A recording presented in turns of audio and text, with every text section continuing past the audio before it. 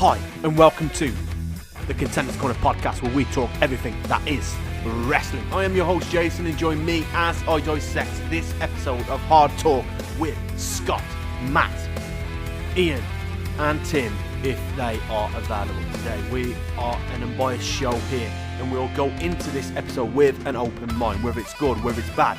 We aren't afraid to hit home some honest, wondrous thoughts. If you're new to this, then please like, share, comment, and subscribe, and comment in the comment section below and show us your opinions of what wrestling has been like over the past 5 to 6 months. Stay with us as we have a lot to discuss here on YouTube.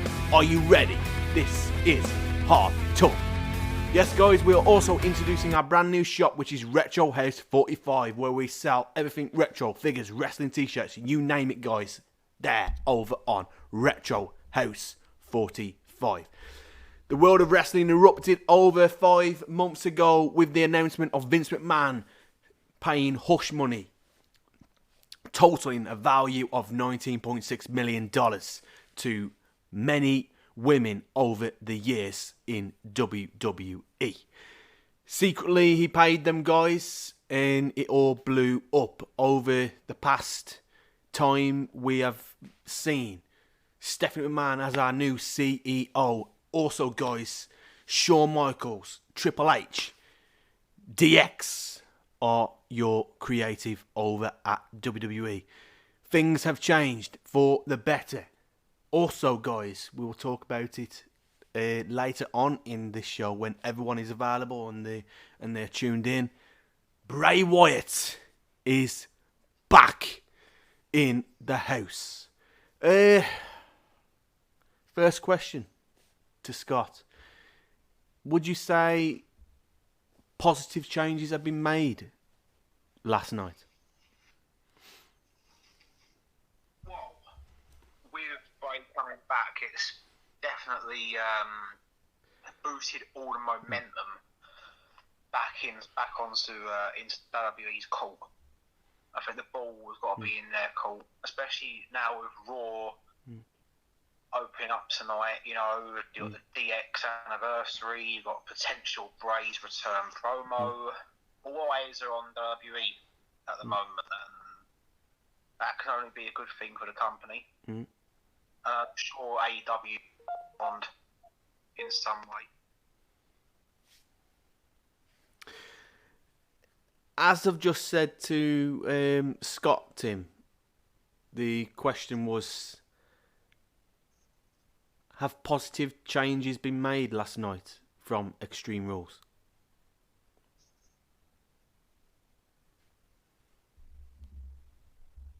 Tim? I don't think he's there, mate. He just come on, didn't he? He was there for about half a second.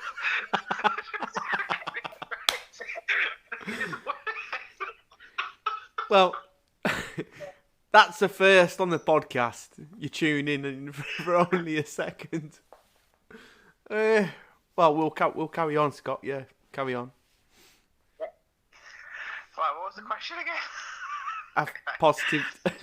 Have positive changes been made at Extreme Rules last night? I think Triple H has brought a positive atmosphere to WWE over the last 2 months now. It's got people talking about the company in a much more positive light, because the last year or two, maybe even longer than that under Vince, it was just in some cases unwatchable.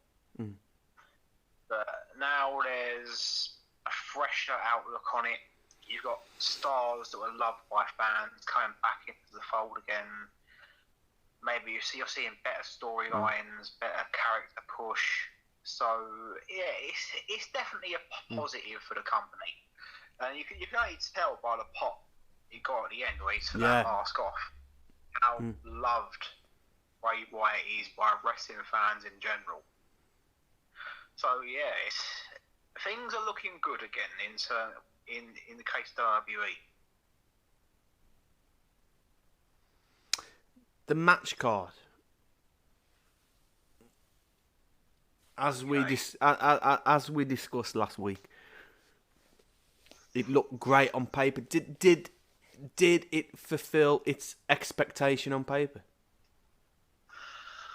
Well, I would probably say yes, because at the end of the day, the show is called Extreme Rules. If you turn up to see a few people just wrestle a 10-minute standard match without any extreme whatsoever, it sort of defies the point a little bit. So yeah, you've got a different match type in every one. There wasn't the same match stipulation repeated. You had 6 matches and 6 different match types, all of them completely different from each other. So yeah, I think even though it was only a short card, 6 matches, which is relatively, that's like a normal episode of Dynamite at the end of the day. But 6 matches for the show called Extreme Rules, yeah, I think it delivered.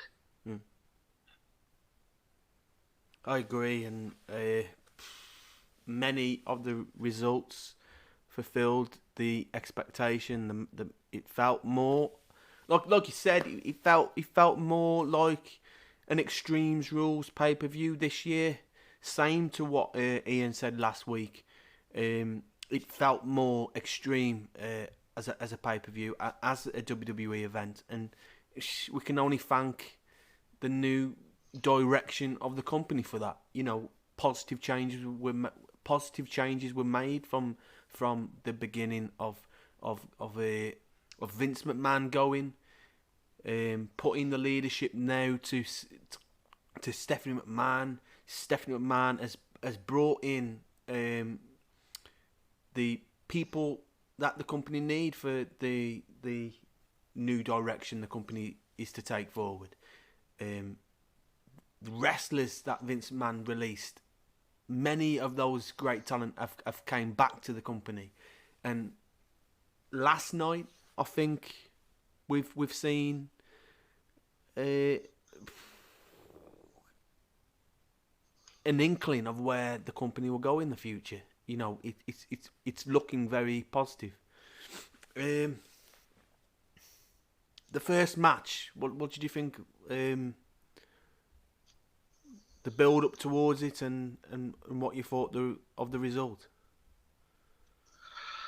I thought it was built quite well.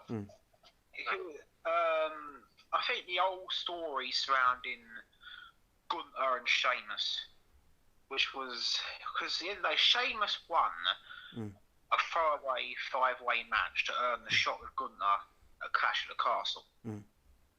They put on an absolute great wrestling match, and what they've done is WWE has built on that great wrestling match and turned it into a feud of 2 sets of trios. Yeah. So bring in Vinci to side with them and stuff, and it's actually been quite a good storyline to follow.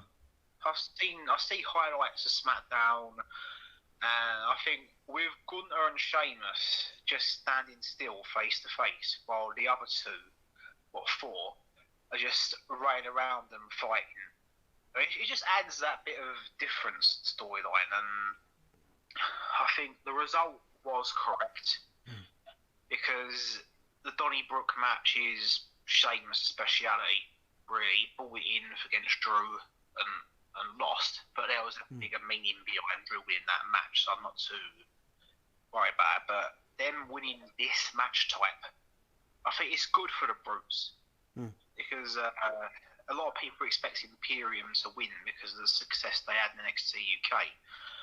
But you know, it's another great win for them to follow on from the win they had at WrestleMania. So yeah, it's a great win for the Brutes, and I thought it's been a good storyline so far.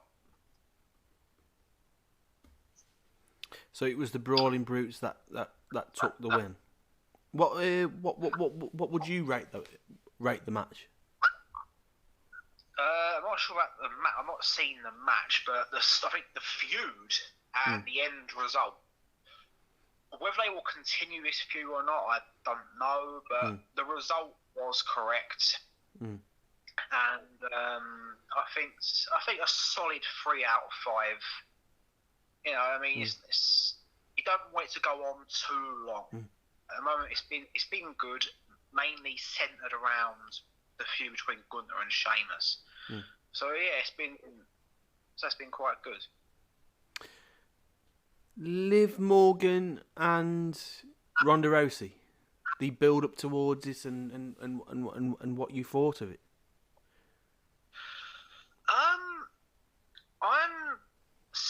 It's weird to actually say this, but I'm slightly surprised that Ronda Rousey walked out as champion.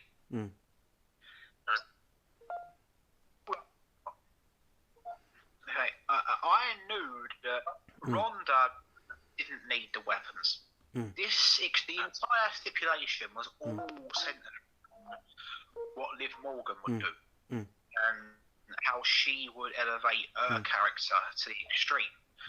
So, considering the stipulation, everything I expected to happen, I'm quite surprised that Ronda Rousey has walked out as champion. To be fair, because theoretically, Liv Morgan shouldn't have stand a chance against her. But we know that in sports entertainment, that's never always the case. But yeah, I'm quite surprised at the result. I am as well.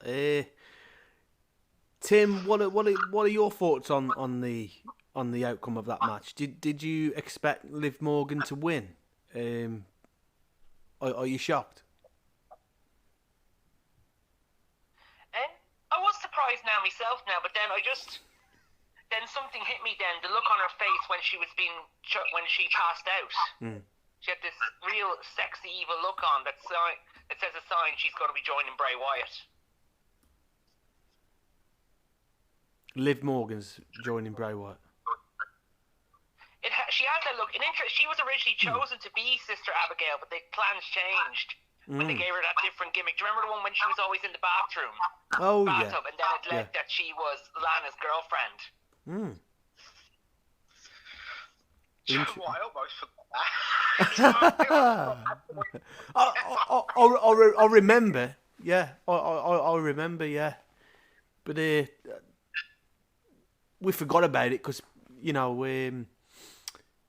it didn't go to fruition, did it? So. No, it didn't pay off at the end of the day. No. But I saw those Instagram posts and that, like how she was dressed. It was absolutely demonic. It was impressive. But she's had that God look for a while, and they're like, now that Bray is back, we could see a sign of her joining. We could see the sign of them forming together. Like, we're not going to get a Bray Wyatt Alexa Bliss reunion. We're going to get a Bray Wyatt Liv Morgan alliance or whoever else is joining Bray. That's incredible. Yeah. But we'll talk more about Bray later on. Tim, what are you shocked with the outcome for Liv Morgan? Tim? Tim's not here, mate. Is it happened again? He's been in the chat twice for a grand total of 1 second. Has that happened again? Oh, gee. So you shocked with the outcome then, Ian? I was surprised at the outcome now. The match I thought this would be Liv getting 3 in a row, but now that I see what it's setting up to, I'm looking forward to seeing what they're going to do with Liv, because she needs some form of character. My only question is, where do they really go now with Ronda being the champion? The only thing I thought of is it sets up for somebody else to become the champion. Maybe are we getting maybe Ronda versus Bianca at Survivor Series if they're doing some parts of brand versus brand? Now that, even though I'm not a massive fan of Ronda being the champion right now, I do like the sound of Ronda versus Bianca. That is getting my attention. Or we get another Ronda Liv Morgan match, but with Liv Morgan having a darker side to her. I would quite like it to start maybe for Shayna to take the title off her. That's what I would quite like to see. With the old, are we going to see? Are we going to see a women's undisputed champion? I don't think we are. No. I hope not. Should because they go? There's no bloodline member to hold it. Yeah. Should they go down that route or? I think you need, because there's 2 shows, and I think unless the Undisputed Champion's going to be working every show, then unless that's going to happen, then you don't need one. And plus, if they're a member of the Ione family. Yeah, that would make perfect sense considering the direction WWE has gone for the last 2 years. Yeah, so there's not going to be an Undisputed Women's Champion because there's no female members in the bloodline. Unless they bring in Naomi, because that's the only one that makes sense. Well, Finn Balor. Another superstar people said should receive better treatment in WWE. With the new course of Triple H, things look to be going that way.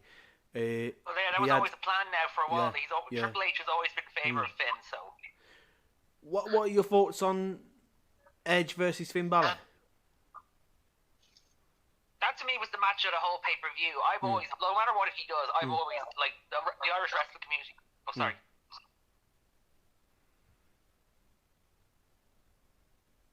Carry on. Oh, sorry, you were talking, sir. Yeah. I was happy for it's about time he got this big this actual big moment over someone like Edge.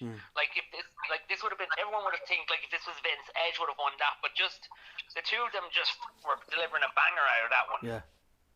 They were just, that was probably the match of the night for me, along with the old-fashioned Donnybrook match, and just the way we saw Beth Phoenix play her part as well with Rhea, because that's always been a dream match, Beth Phoenix versus Rhea Ripley. Hopefully, maybe at WrestleMania we get Edge and Beth versus Finn and Rhea, or maybe at day 1. That'd be or the Royal Rumble. And then you had the chair shot, and then they took the chair shot, and Rhea going, "You taught us real well." My question is now whether or not will AJ Styles be a part of this, or should he join Judgment Day? That's a question. What are your thoughts on the build up and the match, Scott? The build up was interesting because it wasn't real. Most of the build up to it actually centered around other wrestlers, mainly Ray and Dominic. Because after Dominic turned on them at Clash at the Castle, I think most of the talk was about him. So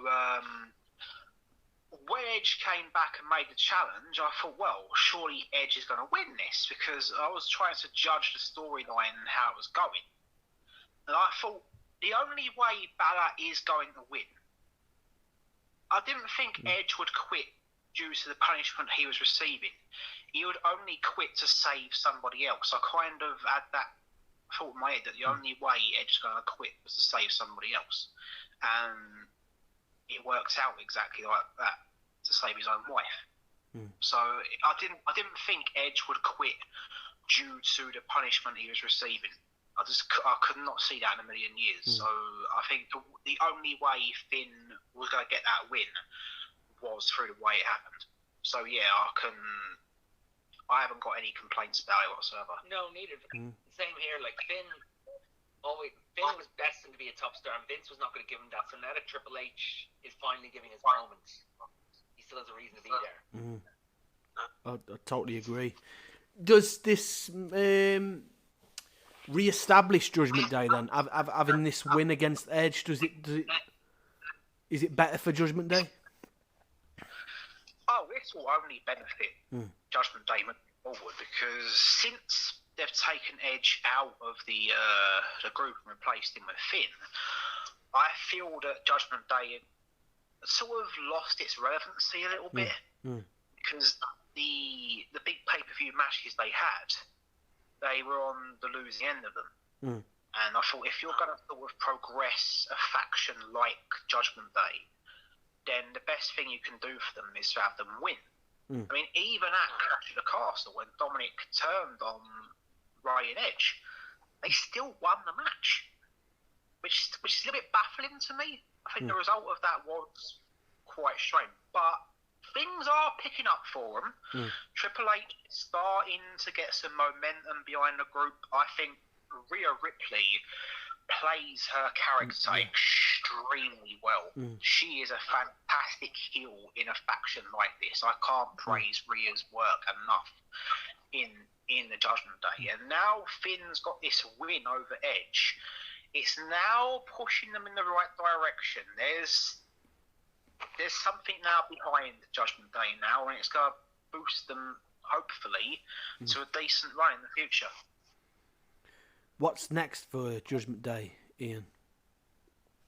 I guess would probably be AJ Styles. They're more likely going to continue feuding with Rey Mysterio. More likely they'll have Rey Mysterio challenge Dominic now. They'll have the first ever father and son match. Well, it's not really the first father and son match because we had Vince versus Shane.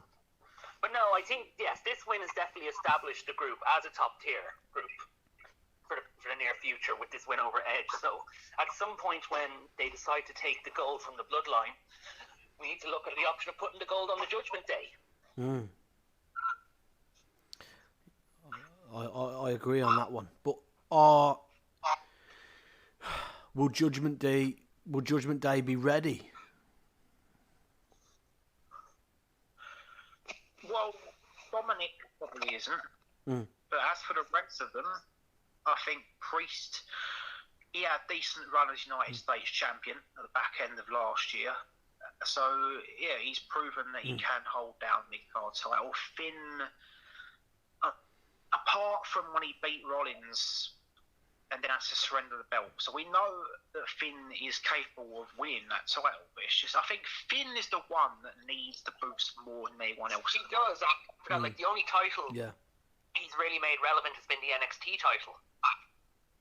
Absolutely. So I think this could save Finn's WWE career, I think. Even though it could, like, because do you remember the early part of the year? Like, they weren't doing much for him. He had the United States title, but he was only there just to put over Austin Theory. Then he got involved with AJ to fight the Judgment Day, and then he joined Judgment Day, and this seems to have given the boost back because they know how much of a great he is as a heel. Yeah, absolutely. I would love to see Finn get a push on his own. Because when he went back down to NXT after losing to The Fiend, he had a great heel run in NXT. So we know how good he can be as a solo heel. Yeah, but it was a heel that went and turned face then, because like people really got behind his Prince character. Like people, like the NXT crowd will get behind anybody, whether they're a face or a heel, because they know their history from the Indies and all the stuff they've seen on the internet about them. Yeah, absolutely. So I think that the Judgment Day, on reflection, is the boost that Finn Balor needs right now to really kickstart his career in WWE again. It's definitely going to give him the boost now to win over Edge. Hopefully, definitely going to show that. Like the last few weeks, they've been very dominant. With the stuff with Finn, with stuff with Edge, with the stuff with Rey, and the stuff with AJ. Maybe even Riddle, because there's a few seasons Matt Riddle over. Well, let's see what happens after when we see the end of the Seth Rollins feud. Yeah, that would be a good feud. We've seen Finn and Riddle have great matches before, but it would be a great feud. Matt Riddle versus Seth Rollins fight pit match. That was good, but I don't think it needed to main event. I think you could have main event. You could have main evented with the Judgment, but then you could have main event with the Judgment Day match. But then again, you needed to end the pay-per-view off on a happy note before you brought back in Bray Wyatt. Yeah, definitely. Yeah. I thought they would have main evented with Liv and Ronda personally, but yeah, I would have thought that actually that could have been a good way to end it off with the Fiend, with Bray coming out and then he takes Liv and takes her under his wing, like what he did with Alexa. Oh, yeah. That'd be interesting, yeah.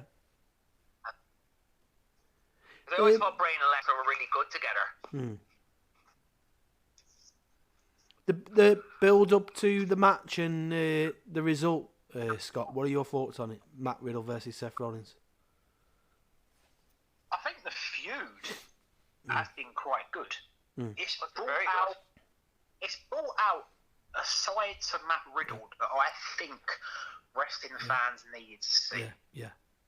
Because we're so used to seeing him as this sort of like stunned out of his nut Randy Orton imitator, which okay, it's got him over. It's got him very over.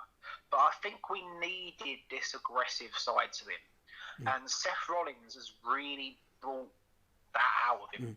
Seth is he's a very solid, very important member of the WWE roster who's really got Riddle firing. And for Riddle to get this win was the correct result. I think it is basically an MMA style match under a WWE professional wrestling banner. So I definitely think the correct person's won it. It's been a very good feud. I think Rollins is challenging Bobby Lashley tonight for the United States Championship, I think. Yeah, he is.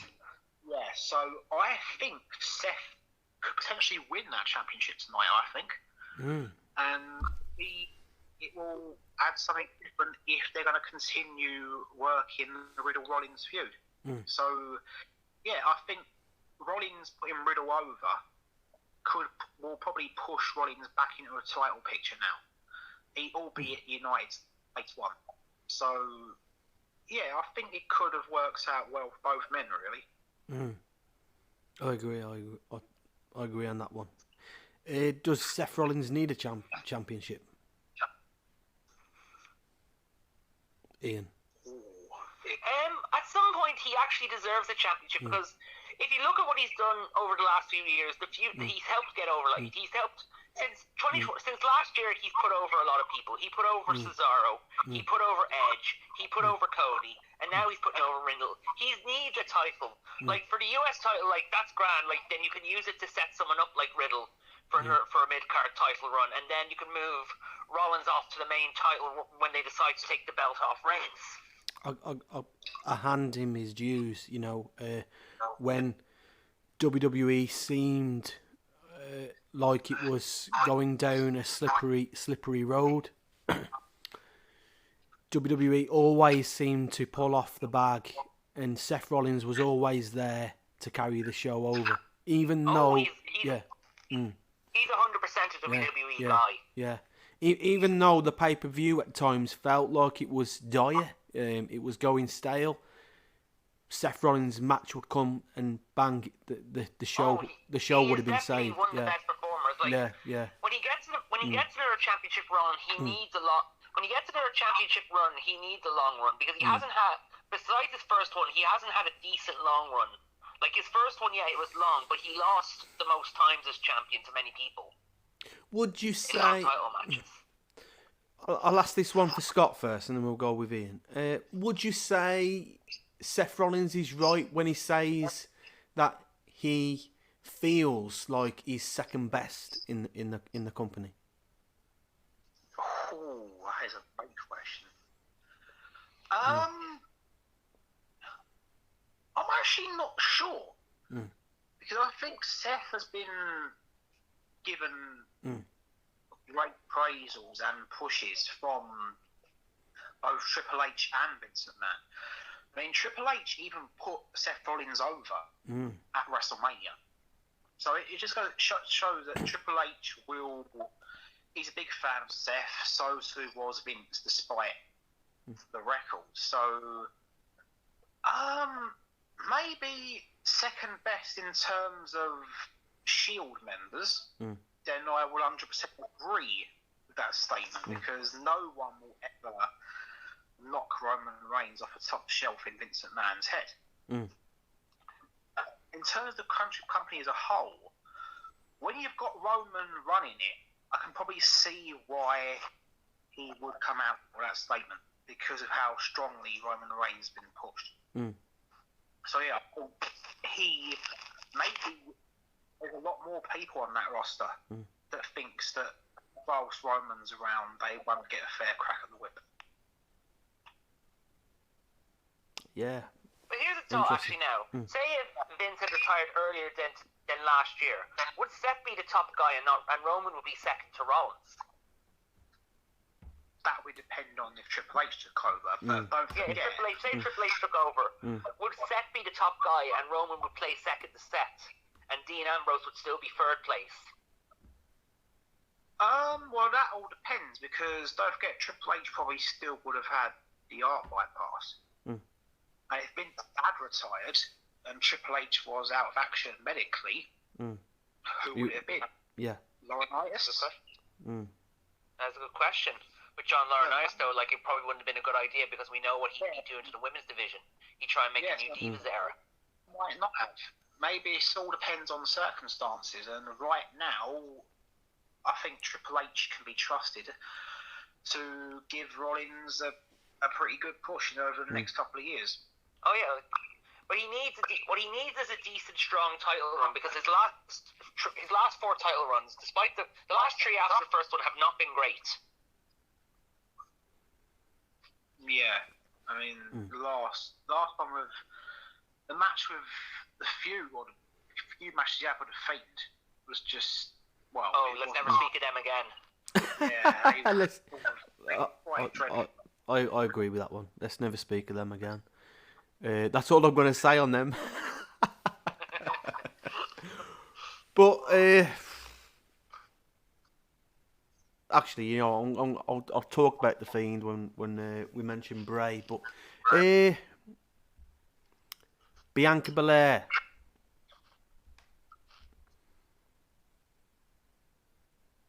Versus Bayley. She had good matches. The ladder match was pretty good. I was going with Bayley to win that one. I think it would have been time to put the gold on Bayley after the long absence, and the fact that the other 2 members of Damage Control are holding the women's tag team titles. Would it have been too early for Bayley to have won the title? No, she's been gone for a while. She knows how to run with the championship, so I would have been for it. But I think they wanted Bianca Belair to break the milestone as the longest reigning black women's champion. Being the fact that we're in Black History Month. Yeah. Scott, is Belair still going to carry this title till WrestleMania? Until WrestleMania, that is way too early to say that. Right now, I don't think she'll hold it all the way to WrestleMania. Because if, Sasha Banks does return, if Naomi does return, I still expect Bayley to defeat Bianca real soon. So I don't think she'll hold it to WrestleMania, no. So Bayley will be the one to beat Belair. I expected her to win the title on Saturday night, but it would, in a way, it would be nice for Bianca to get that, because I don't really remember too many women's title reigns in WWE, especially in recent WWE years, to actually lasted an entire year. And obviously, Fabulous Moolah had incredible runs 40, 50 years ago. But in the modern day, I don't really remember a women's title reign that would have been that impressive.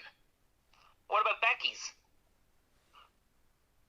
Oh yeah, that's a good. I mean, she won both titles at WrestleMania. She lost the SmackDown Women's title at Money in the Bank to Charlotte. Then Bayley cashed in.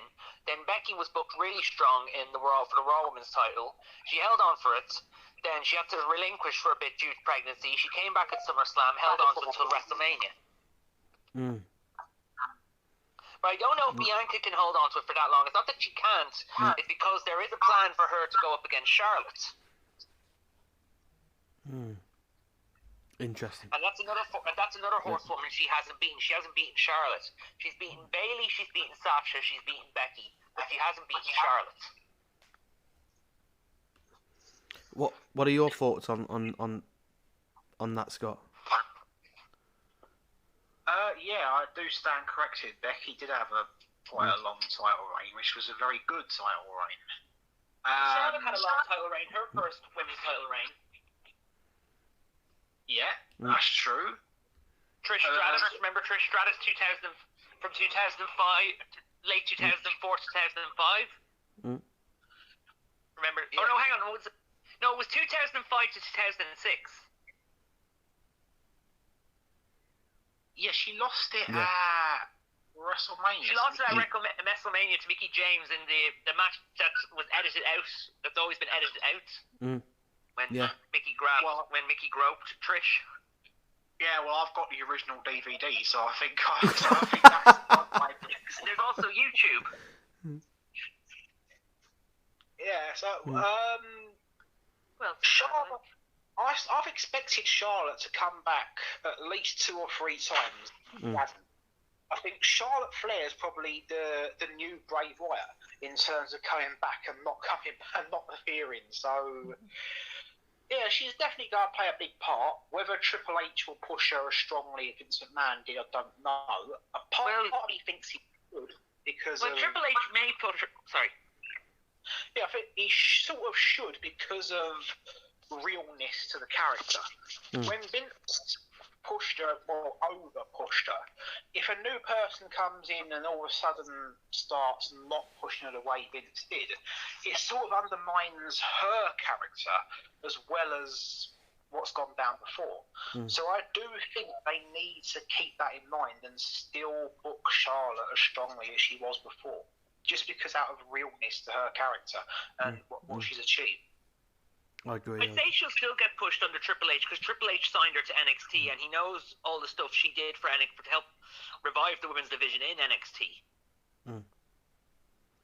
With all the matches she had with Sasha and Charlotte and Bayley, including that fatal 4-way match from NXT Revolution. Would you say Charlotte is beating Ric Flair? Right, Tim, are you there now? Tim, are you there? Yeah, I just joined. Yeah. Alright, I'll let Tim answer that question then. Yep. Join. Is Charlotte the one to beat Ric Flair's record of titles? No. Why do you think? Why do you think that? She deserves like. I think that's her run's over for a title. The women's title run. I think so. It's not gonna have a chance. No more. Runs over. They give it to new people. Give it to Zelina Vega, even though she's the manager of. We got off the camera. Give it to new people. New stars from NXT. Give it to new people. So you think that Triple H should focus on the other talent in the women's roster? Yeah, I think so. Yeah. That's what the bait side is to do. Focus on a company like WWE. Focus on young talent and give new people a chance. Get everyone involved a chance. Have a title run. I agree. I think it would be great for Charlotte to win a title, or it might be best for business in Vince's head. But I agree that other talent in the roster should be pushed and given the chance to rise and shine. Can you? Simple, like Nikita Lyons and Zoe Stark. If they get a big push, they do phenomenal in NXT. Once they do way better, how much are they gonna have a title run in WWE? Right, Russell, Nikita and Zoe Stark, or Corey Jade, or other people. Interesting.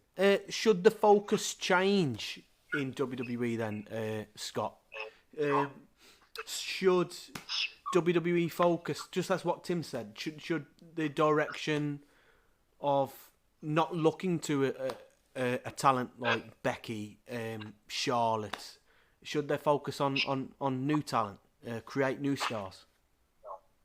Well, I think every space promotion or team or anything in the world should always have an element of youth in their minds 24/7.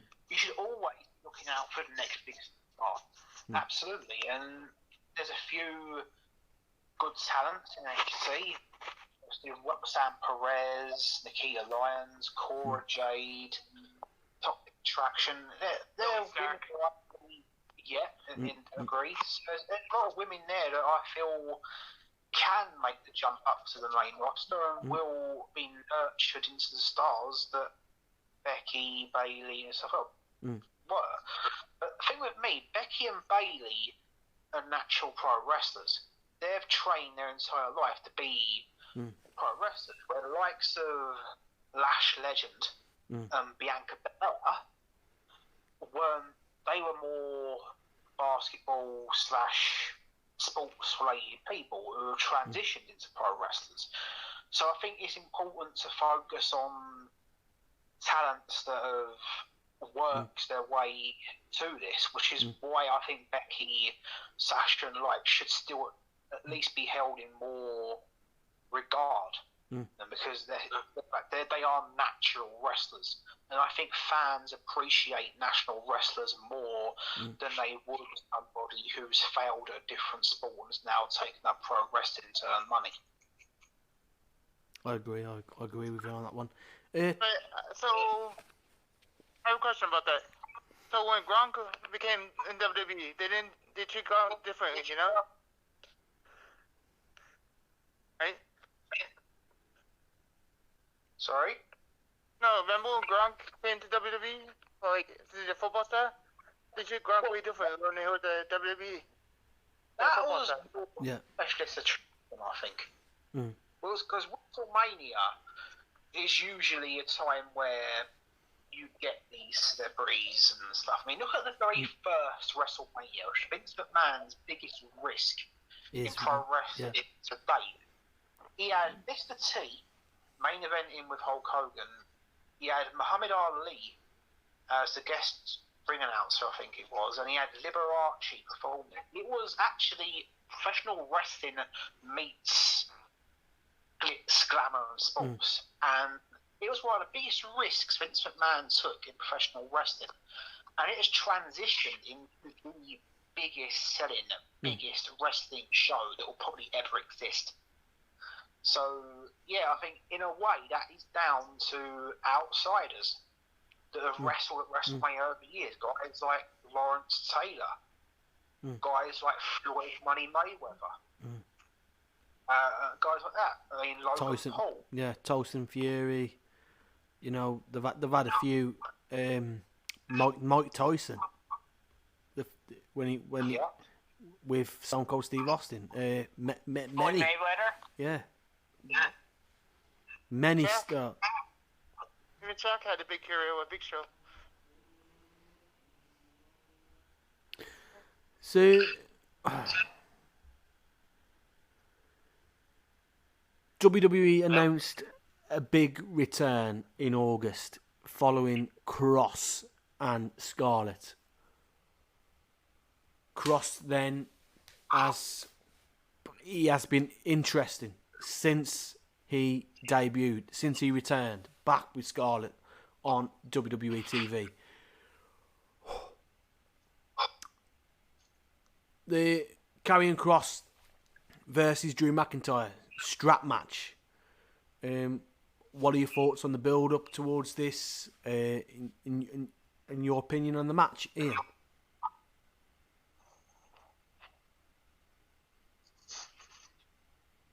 Ian? Oh, sorry.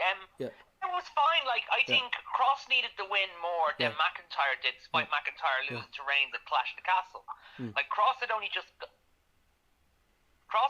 come back after being fired. He came back in August. His first match was with Drew Gulak. He wasn't doing anything since then. He beats McIntyre then. That sets him up as a future top star, as a future top main event star.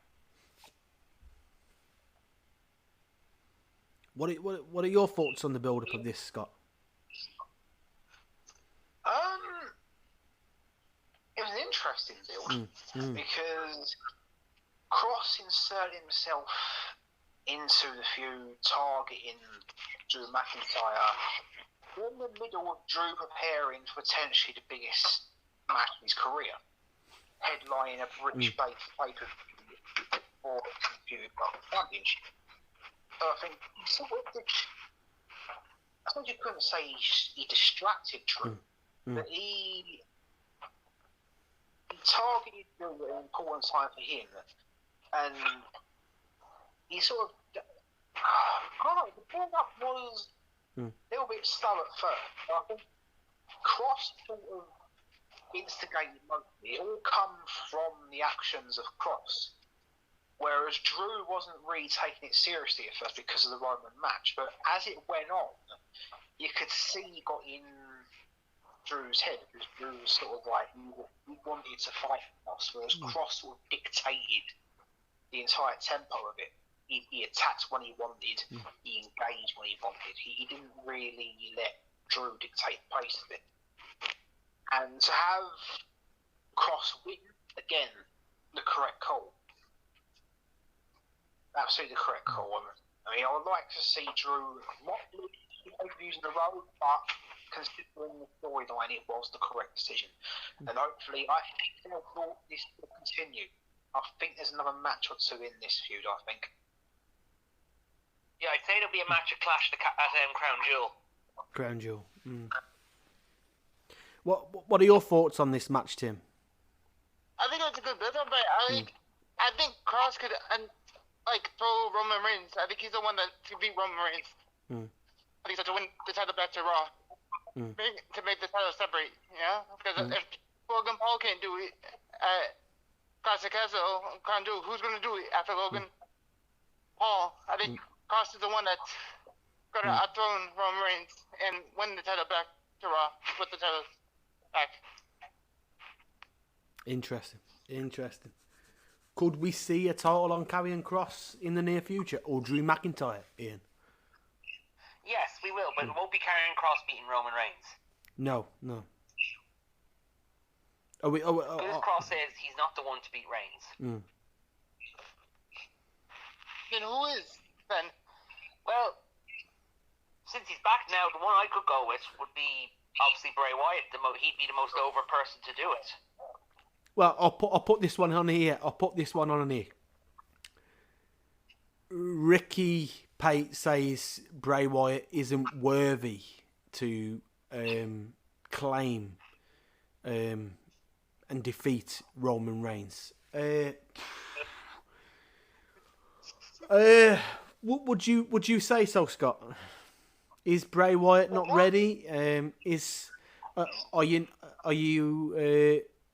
How would you book Bray Wyatt to return? Should he have returned at WrestleMania? Should he return now?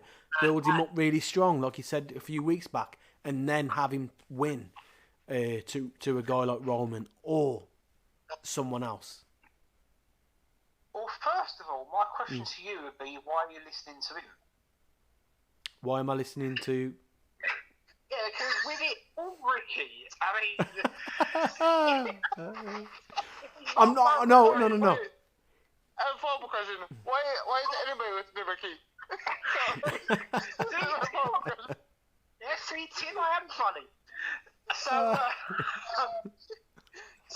I think he's the chap who's got the biggest boner for Roman anyway.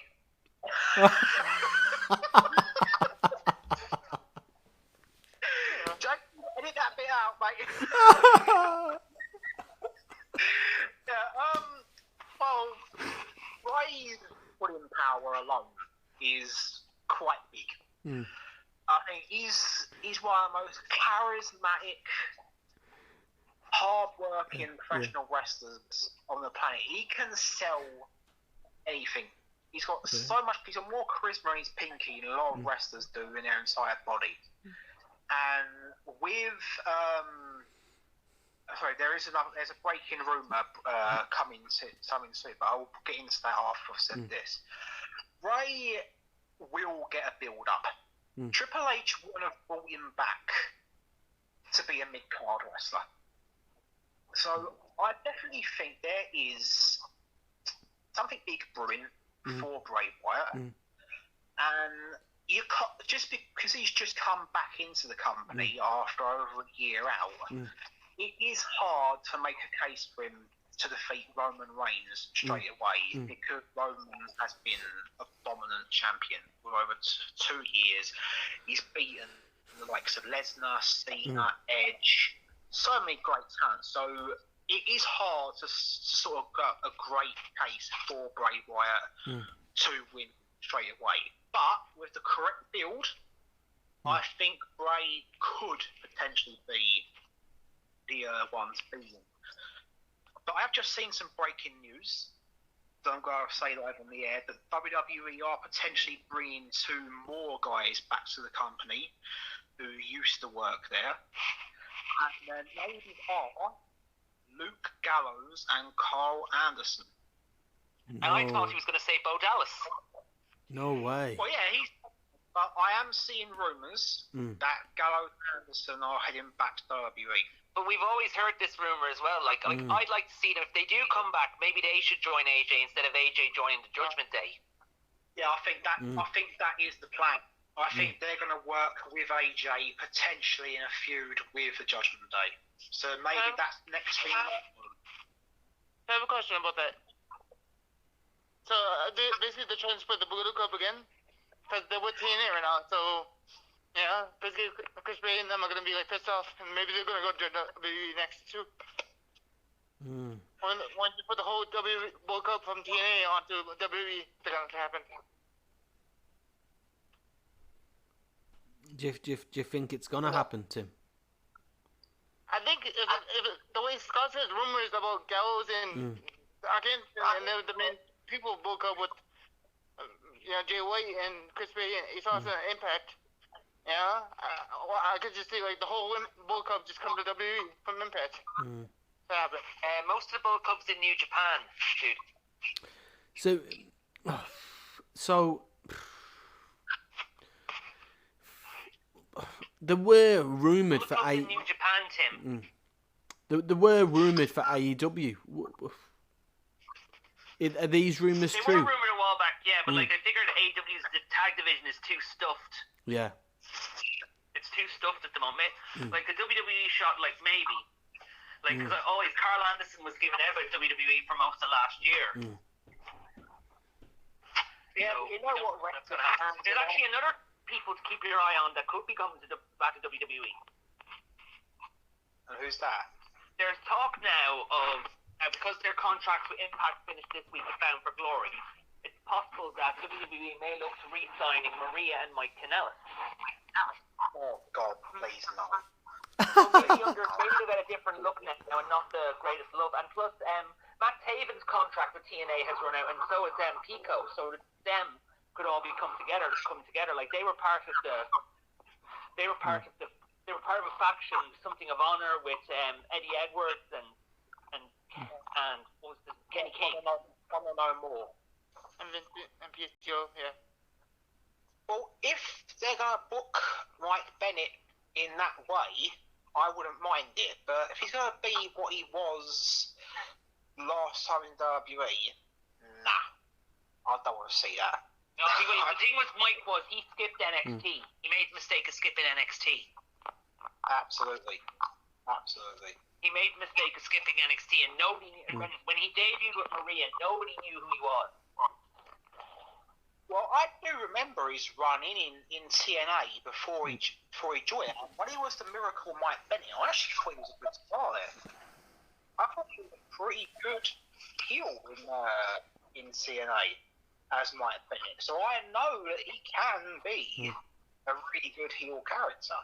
Like him and Taven are considered one of the best tag teams in the world. Like they've won titles in TNA and Japan and Ring of Honor. True, but regarding Gallows and Anderson, you know what wrestling fans are going to be like. Because they wrestle in AEW and now they're signing WWE, they're going to make it out like WWE's getting another one over AEW again. You know what wrestling fans are like. It's going to be I know, we'll have that situation. The thing about Gallows and Anderson is, if they go back to WWE, you have to be concerned about what happened after the last run. Like, because they are one of the best tag teams in the world, and they weren't used to much of their full abilities in their last WWE run. It took them nearly a year to win the tag team titles, and they only got about 2 short runs as champions. So is it a good idea for them to return to WWE? It's up to them at the end of the day. Like, we can't force them. Like, if they go back to WWE, they can be with AJ and Finn. If they go to AEW, who can they be with? Because Adam Cole is still injured. The Bucks are gone. Kenny is gone. So, like, they'll be on their own. So maybe go where some of their friends are at least. Yeah, and Carl Anderson was quite outspoken on social media. Been thanking Vince, and I said, like, well, why are you thanking him for? He just got rid of you. That's an interesting one. So, if Bray Wyatt isn't the guy to beat Roman, if it's not Karrion Kross, then who? That's a good question. Well, for me, there's only one person I can say. And that's Cody Rhodes. I'm just looking at NoDQ.com. Yeah, I see now what you're talking about. It's about Carl Anderson. Right, Tim, I'll let you speak, mate. So my God. So I think they stay with Impact because they have a title. They're on a title run with Motor City Michigan and ROH. I think they stay at Impact with to use wisely versus WWE. It's in the contract with the Impact. And stay with the Bull Cup with Chris Bay and Ace Austin and Bruce Robinson. Stay with the Impact.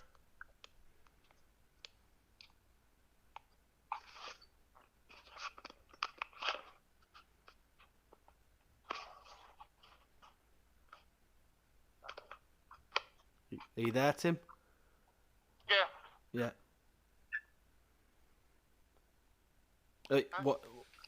What are you asking? No, I'm just saying, my thoughts about the Gallows just stay with Impact, so they can stay with main Bull Club that's there. Oh, right, yeah. So you're saying that, yeah. Juice Robinson, and Jay White is still there, so I was like, stay at the main Bull Club. Maybe Kenny Omega will show up at Impact again, have a feud with Rick Swann again. More feuds over there. Would it benefit them to stay in Impact? I think so, yeah. It was very title run, so it's like, they're gonna stay with the title run because they have a phenomenal tag team they go up against. It could be like WWE. If they went to WWE, who's gonna be a feud with them? Already. But like Scott and Ian said, Gallows and Ensign. Who's at the same level? Like Scott and Ian said, if they did go to WWE, we discussed this last week. Their tag team division is kind of quite narrow at the minute, and two guys from Impact, Gallows and Anderson, would benefit from joining their WWE's tag team division. But I see what you mean. I also tag team division would benefit from a team like Gallows and Anderson. Yeah. I totally agree with you. It would benefit definitely, and it would definitely benefit because the AEW tag division is a great division, the best division, but it's literally stuffed now because with the Bucks gone, you have the Acclaimed as the top dogs, and the team that is also trying to that everyone is really wanting to hold the gold is FTR.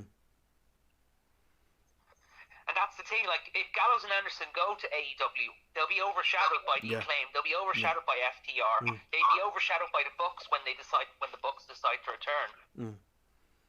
I totally agree with you, mate. I think AEW's roster is perfect. Well, tag team roster is perfect as it is, and they're doing a great job with their matches, especially in the tag division. And it was great to see the Acclaim win. And I thought that was a great result for them, and I just hope they don't get ruined, and I hope they can have a decent run with the tag belts. So it elevates them and pushes them to stardom, and I just hope they don't rush the split, and it's done right. Thing as well, I should have also brought this up now. Along with that, if they're not getting over. If they were to go to AEW and they weren't getting much attention, if they weren't in a top five tag team in AEW, could they end up being relegated to Ring of Honor? Exactly. Question. It's interesting. I'm against Ring of Honor now, but could you see them going Ring of Honor? No, well, they could end, if they weren't doing well in AEW, maybe Tony Khan would relegate them to Honor. And people would still be saying that that's a bit of a setback for Gallows and Anderson. What do you think on that, Scott? I'm undecided.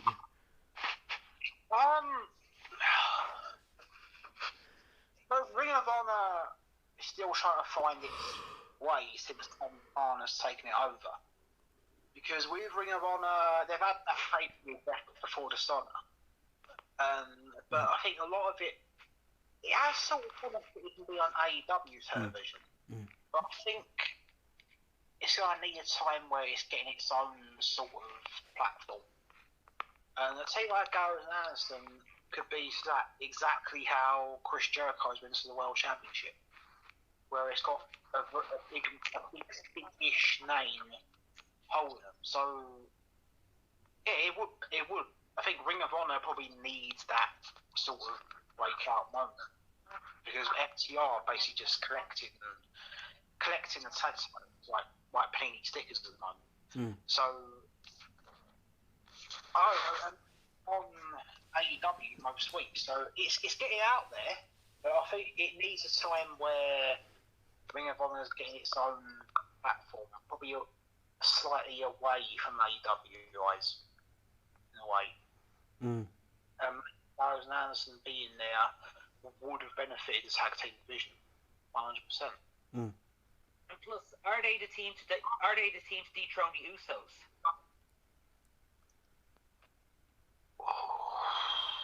Gallows and Anderson. To be perfectly honest, I don't know who the team is to from the Usos.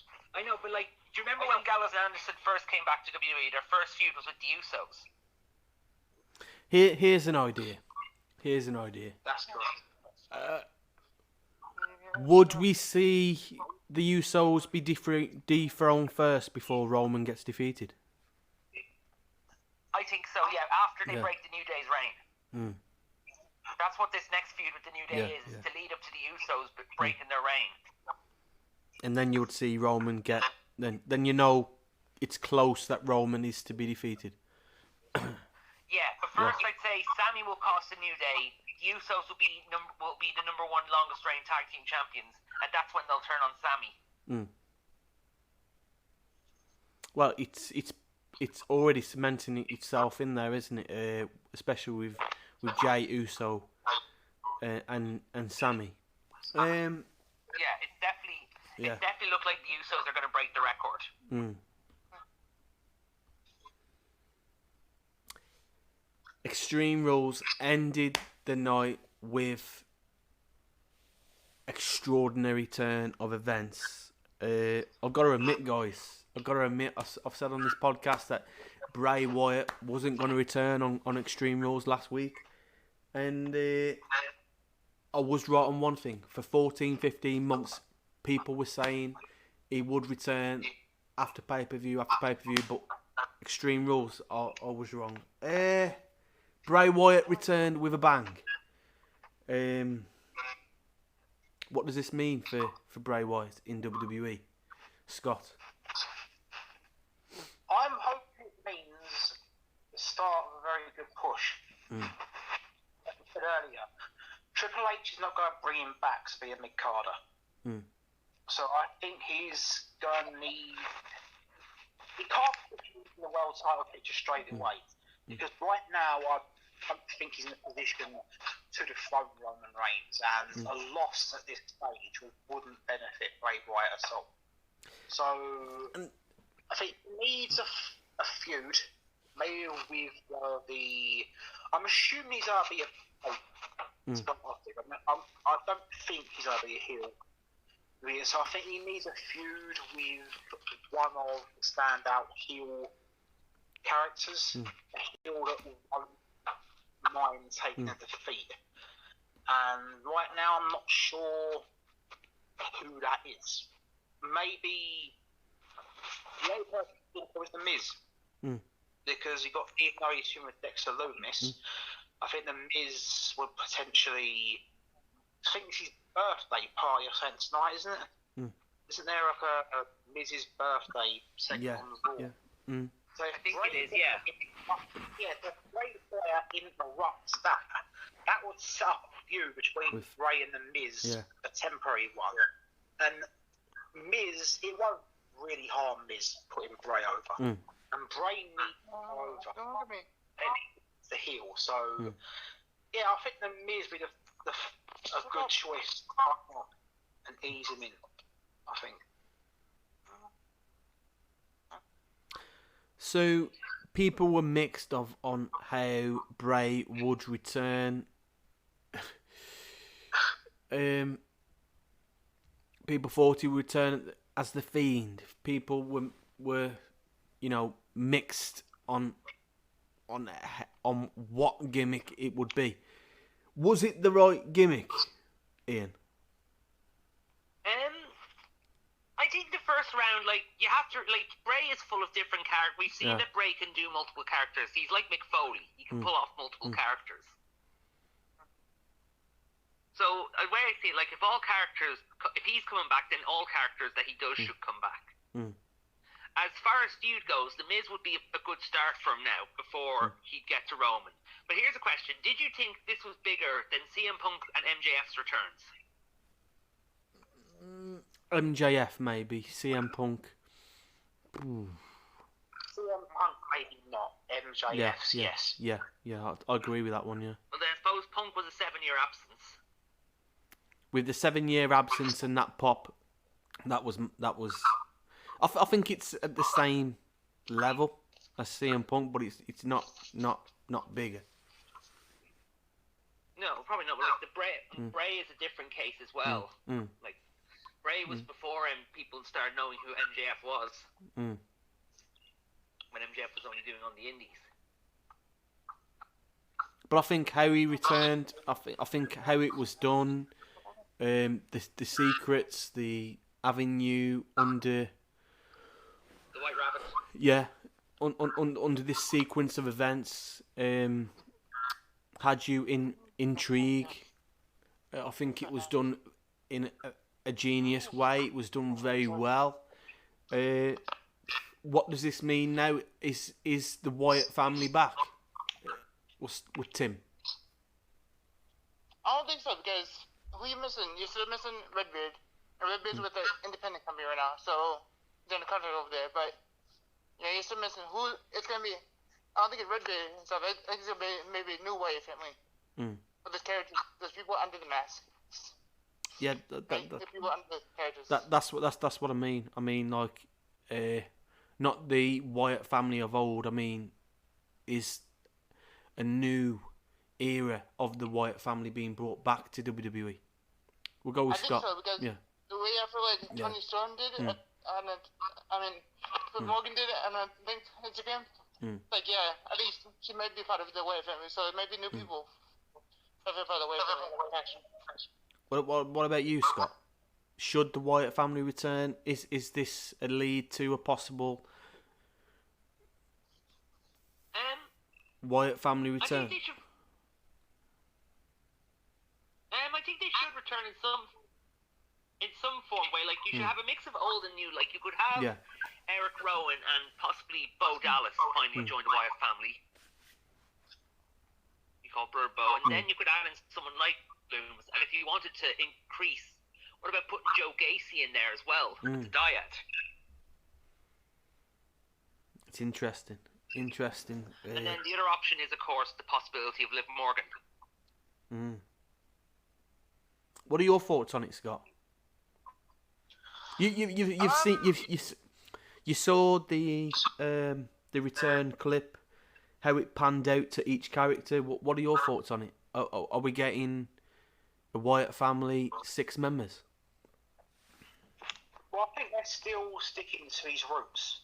They've acknowledged the fact that the Firefly Funhouse gimmick was there, so they've actually acknowledged that it's still a big part of who Bray is and who Bray was before he was released. And rumours of a 6. I think whereabouts did I see it? I've seen something on Messenger where I believe the stars were. Let me find it now. I saw Joe Gacy's name mentioned. I saw Bo Dallas's name mentioned. I saw Liv Morgan's name mentioned. One of the weirdest ones I saw was Grayson Waller. Not really sure that one.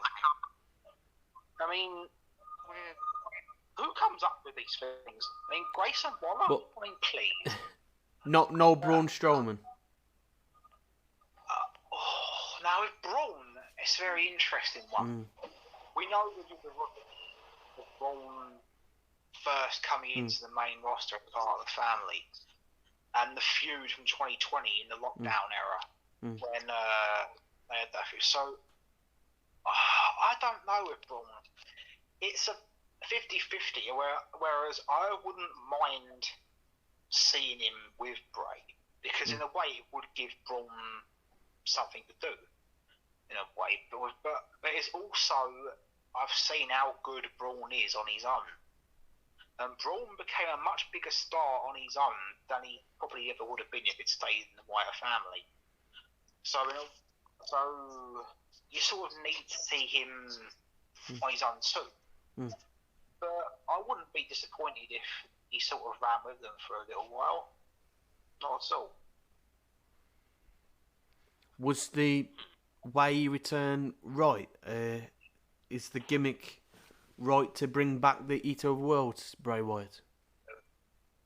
Right now, I'm going to say yes. I don't think you really need the Fiend at the moment because of how it went down last time. I personally think the Fiend gimmick was an excellent idea, but poor execution. Yeah. I think Fiend was made a world champion way too early than he should have been. He had one match against Finn Balor, and then was pushed into a world title feud with Seth Rollins. I think that was way too early for that gimmick whatsoever. Then he lost to Goldberg for that quarter. And it was a total there's just no direction there. I just feel that the entire path the Fiend took just completely underwhelming. They just executed it completely badly, I think.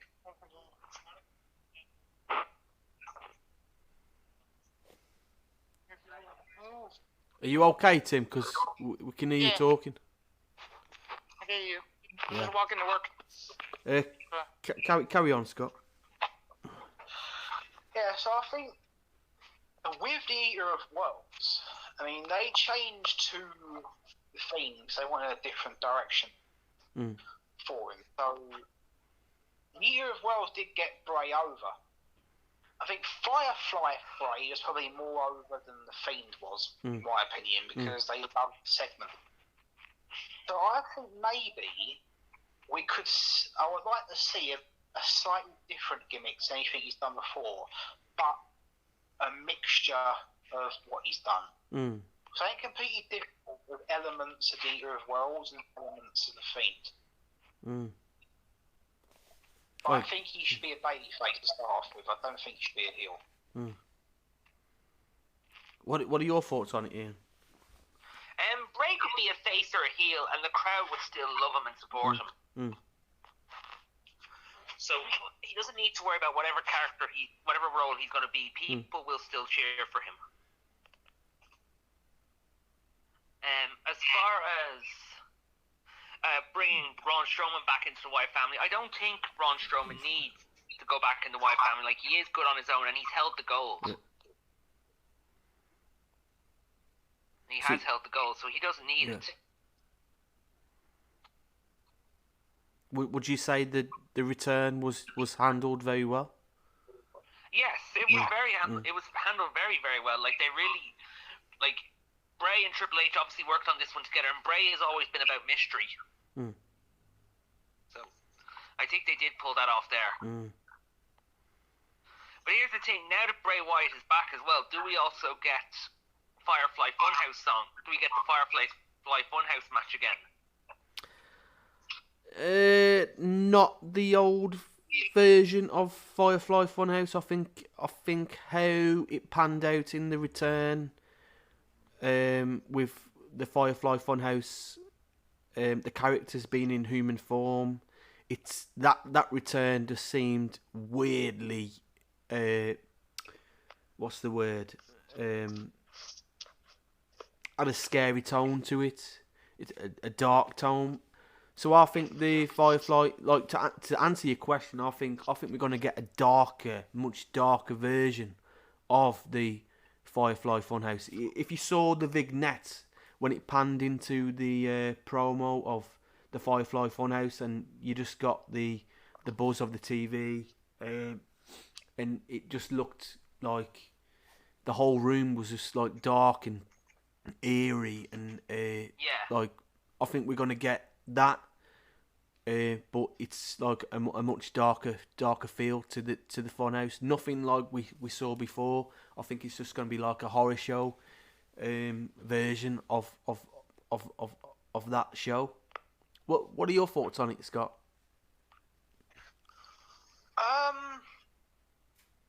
Well, I'm not too sure about the Firefly Funhouse match as of yet. I mean, the match with Cena and WrestleMania is, well, still probably one of the weirdest wrestling matches I've seen in my life.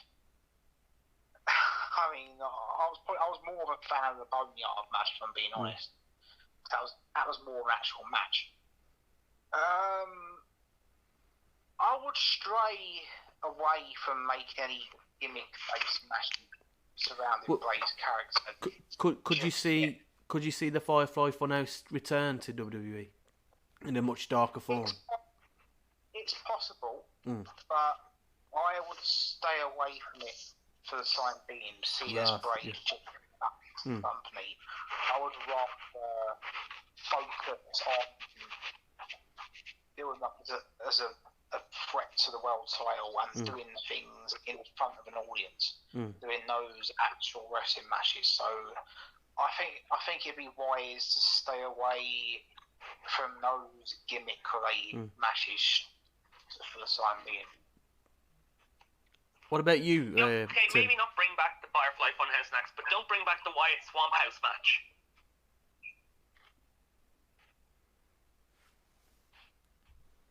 Yeah, that was a strange one too. That was but it wasn't really booked. It wasn't really booked to perfection. The way the Firefly Funhouse match was.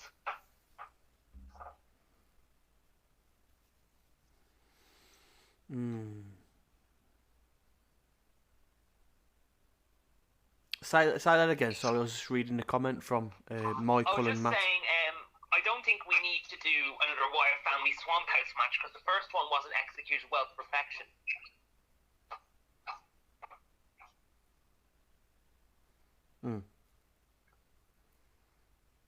Could you elaborate on that? It just wasn't really. It just was a bit. It just too weird, and it was just really too. It was much dark. Like the Funhouse match was more mystery. Like the Swamp House match was like you were watching an episode of True Blood, and then you had that Alexa Bliss moment where she was Sister Abigail. Yeah. I did enjoy the Swamp match though. I thought I do like the cinematic matches. Oh, I like the cinematic matches. Well, like, there were some good ones back then. Oh yeah.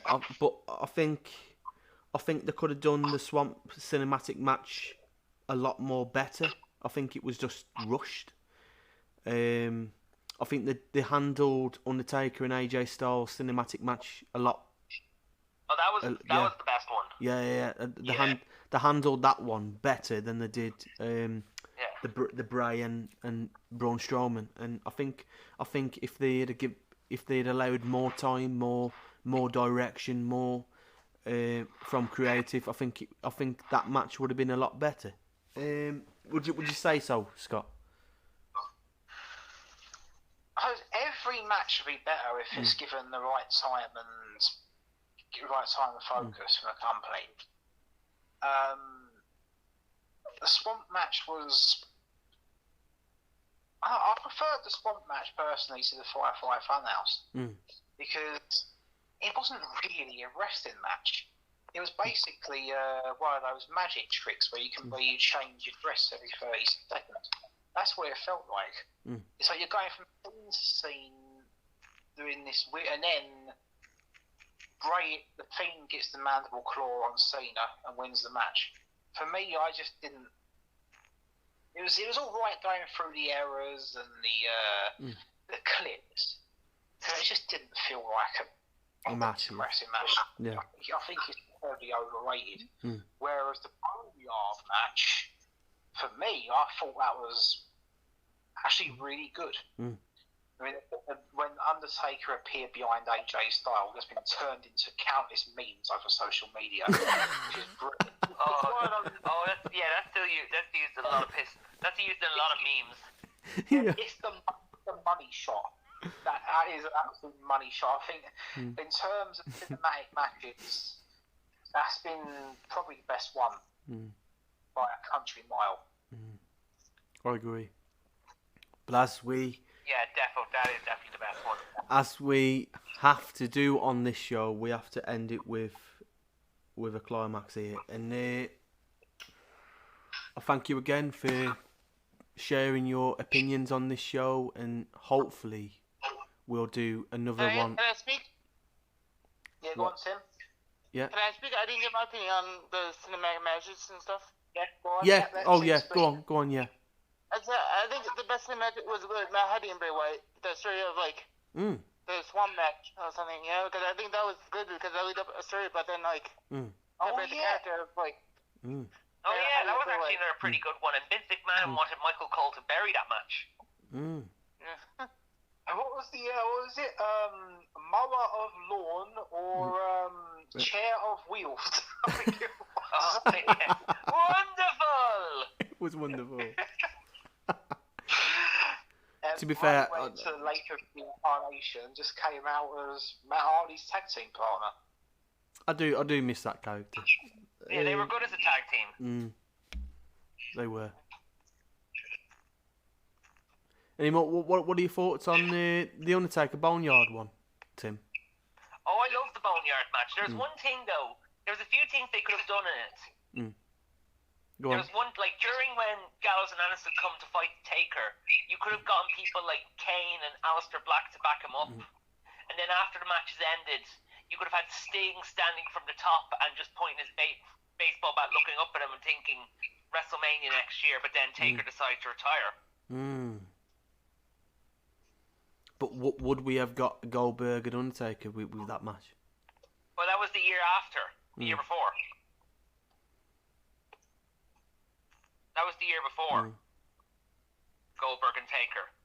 Then we could have had Sting. Like, Sting wanted to work a cinematic match with Taker, but Vince wouldn't let him. So that's why Sting left and went to AEW. Here's a question for all of you. Should have Undertaker and Sting have had that fantasy match? Yes, if the timing had been right. If Sting had left TNA earlier and Taker had still been alive to keep the streak, he managed to get by Lesnar at Mania, then yeah, we could have had Taker and Sting, because you could have had Taker beat Lesnar, and then Sting comes out and says 21, 22, and 0, and 1. Next at WrestleMania 31. What about you, Tim? And you could have built that all the way into the main event of WrestleMania 31 that year. I agree. What about you, Tim?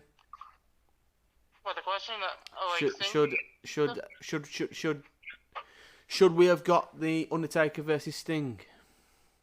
Yeah, of course, because we got two great legends from when WWE formed. Because Undertaker was from maybe WrestleMania 1, then you got Sting that's WCW old generation. So it's two great legends at each other's throat the whole time. You know, to have probably a big show for WWE, one of the biggest, one of the matches in history, probably. Besides Andre Giant, Hulk Hogan, but it's gonna be the next one up with Andre Giant, Hulk Hogan.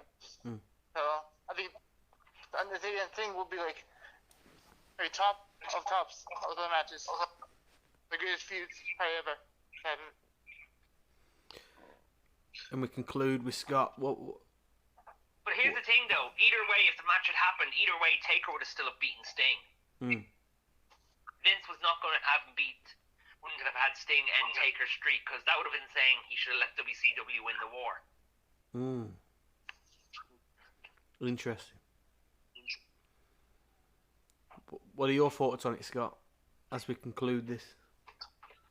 should we have got Undertaker versus Sting? Well, I don't think many people would say no to it. It's just one of those matches where the fantasy booking inside your head would always love to see a match like that. So I don't think many people would actually say no. Was it a missed opportunity? Yeah. I think, but I think if it was going to happen, it would have been two guys on the final stretch of their careers. And I mean, I know Sting's still wrestling right now, which is purely a testament to him. But I think you would say you would like to have seen probably in 1999 when Sting come in with a white face on WCW was beat Boston. Undertaker was wrestling as the dark evil henchman of the McMahon sort of faction. So I think that would have been the perfect time for a match like it. As years gone on, yeah, we'd like to have seen it, but maybe they spent too much time wrestling for different companies. And Sting wasn't a part of the invasion storyline when the WWF bought out WCW and took it over. He could have put himself in that, but decided not to. So, yeah, I mean, it was a missed opportunity, but they spent far too long in different companies, not wrestling for the same company. Interesting thoughts. But we have to conclude this show, and I thank all of you for being on here. And hopefully, in a couple of days, we can do another podcast and talk about Bound for Glory and a few other issues with AEW. So hopefully, we can get you all on that again for a 20-minute, half an hour recap of the week with AEW and Bound for Glory. Tim would love to talk about Bound for Glory, I think. Yeah. Yeah, because there's a lot of surprises, especially in the matches. So. I think Ricky would like to talk about the downfall of AEW. I don't think it's a downfall. How about if Ricky joins, I'm not doing a podcast with him, okay? I quit. If you put Ricky in for a downfall of AEW conversation, nobody else can get a chance to talk. Because he was like, no, ready? Acknowledge Roman Reigns. That's all it's going to be talking about. Acknowledge Roman Reigns. Roman Reigns, the king of the table. That's all it's about. Roman Reigns topic. Acknowledging Roman Reigns, he will start the conversation on Monday and probably stop about Friday night.